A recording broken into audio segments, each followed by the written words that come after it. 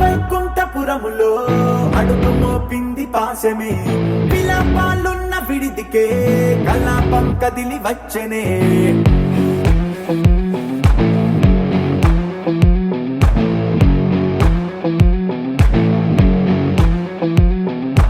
అలా వైకుంఠపురములో పట్టుగా చేరే బంధమే, అలై పొంగేటి కళ్ళలో ఉల్లాసా తీసుకొచ్చనే.